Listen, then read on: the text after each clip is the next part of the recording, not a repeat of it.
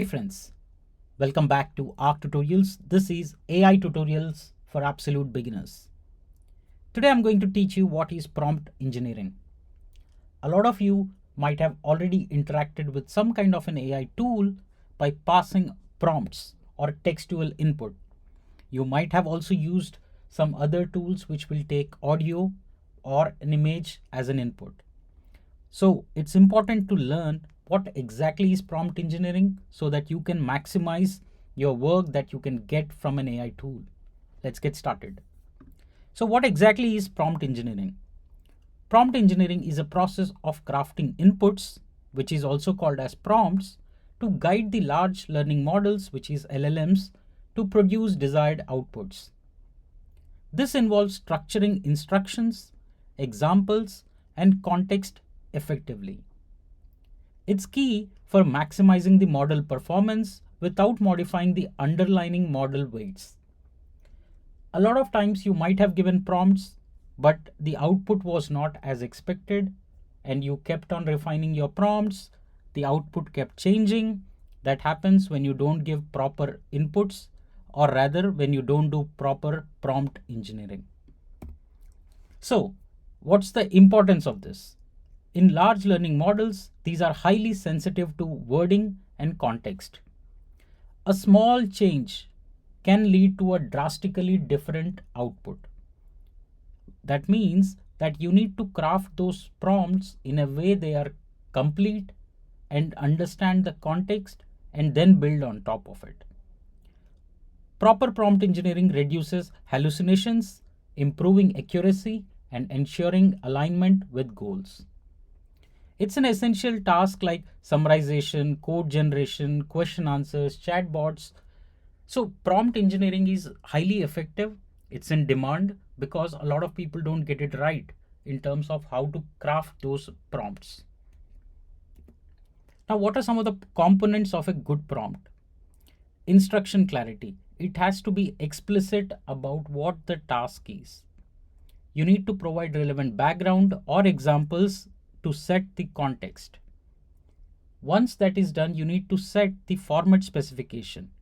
What format you desire the output to be. Do you want it in a tabular format? Do you want it in JSON? Do you want it in bullet list, etc.? Also, one of the most important thing is setting the constraints in your prompt. You can set the rules, length limits, or ethical boundaries. So instead of just asking, let's say, explain AI, your prompt engineering would look like this. Explain AI in simple terms for a 10-year-old using 3 bullet lists and 1 real world example. Look at the detailness. I know it's easy to write a simple prompt like explain AI, but when you give a vague input or a vague prompt, the output will not be as desired. Now, what are the types of prompt engineering? There are 3 types of prompting that we can use. The first one is called zero shot prompting, which means you are not giving any examples. The model itself will rely on the instruction. This is useful for straightforward tasks. There is something called few shot prompting, for example, where you provide few examples of desired input output pair. This helps the model to learn the patterns and context for complex tasks. The final one is called chain of thought prompting. This is the most encouraged one because you are telling the model to reason it step by step. This is especially useful for research. It can be used for complex maths problem, reasoning, or multi-step instructions.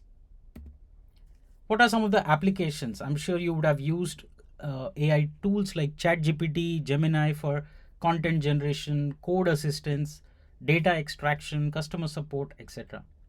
The key here is to have a clear, detailed prompt. What are the advantages of prompt engineering?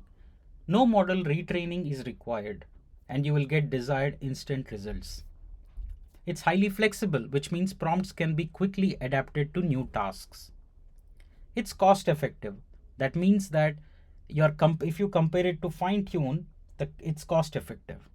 It's transparent and interpretable. That means it's easy to understand and it's easy how instructions can affect the output. What are some of the limitations? Brittle, that means that even slight word changing may alter the output drastically. It requires expertise. That means when you're working in enterprise applications, complex e-commerce apps, you need to craft effective prompts in order to both at kind of, it's a art and science basically to create that particular prompt which does everything.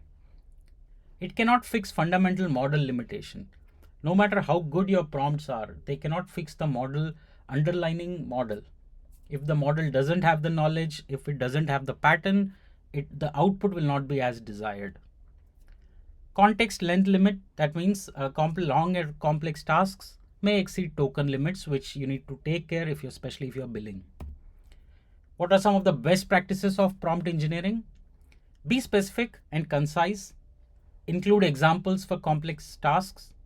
Use structured output formats for predictability. Test and iterate prompts. That means don't just stick to one. Keep improving your prompts and measure the quality of your outputs. Combine with guardrails or HITL, which is human in the loop, for sensitive or high stake tasks. Okay, let me give you some example scenarios here. For zero shot, there are no examples we are giving. So we can just say something like, summarize the following paragraph in 2 sentences. No example given, sure shot, simple, straightforward. Few shot is like, input, I love AI, output, positive sentiment, now classify, I hate waiting. So now you are providing an example here, and then you are telling the model to classify, I hate waiting. Same way, chain of thought. Now solve this step by step. If John has 5 apples and buys 3 more, how many does he have? This has to be done step by step, right? That is called the chain of thought prompting.